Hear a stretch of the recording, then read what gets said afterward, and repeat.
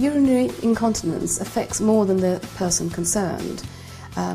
It can be quite a desperate situation because it affects so many people around them. Socially, their friends, children can't go and stay overnight with their friends, men have to get up repeatedly in the night, disturbing their partner's sleep.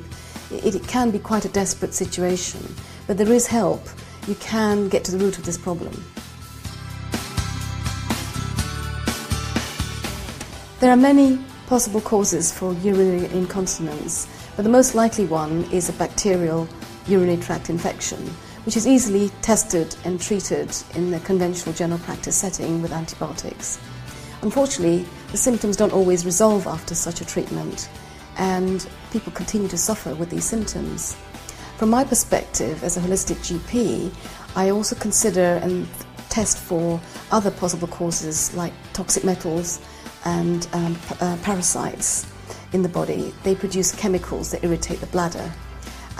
These things can be tested for and treated, and it is important to look to the root of the problem to help people out of their suffering. So one example I have is that of an 8-year-old boy whose father brought him over from Denmark to see us for this problem of urinary incontinence. He's had more or less all his life, but particularly bad since the age of 3 or 4.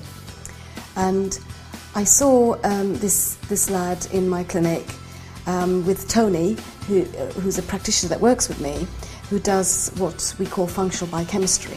And through this method of testing, we found out that this young boy has parasites in his body. Now, parasites tend to produce a chemical such as ammonia or toluene or indole, and all these byproduct chemicals that they produce are very harsh irritants to the human body, adults and in children, but particularly affecting the kidney and bladder organs.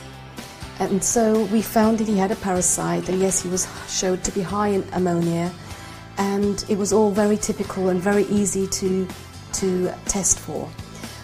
The treatment we gave was a herbal remedy specifically chosen against this specific parasite, and it was a treatment for 10 days to 2 weeks to be taken once a day.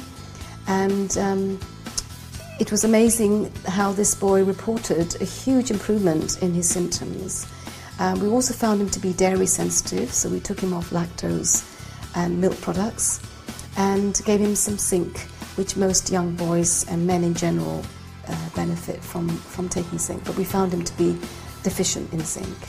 And this is partly why parasites find their way in to the body. You're zinc deficient, you need zinc to make hydrochloric acid, which is a stomach acid. If you're short of stomach acid, the parasites find their way in, which normally they wouldn't. Most of the time, when you go to your GP, they would prescribe antibiotics because that's the most appropriate medication, the only medication usually they have available. We get to the root of the problem, how I work in my clinic. I used to work as a GP on the NHS, so I know that when you have certain remedies or medications available, and that's all you have available, it's very hard to think beyond that, even in terms of possible causes and other treatments.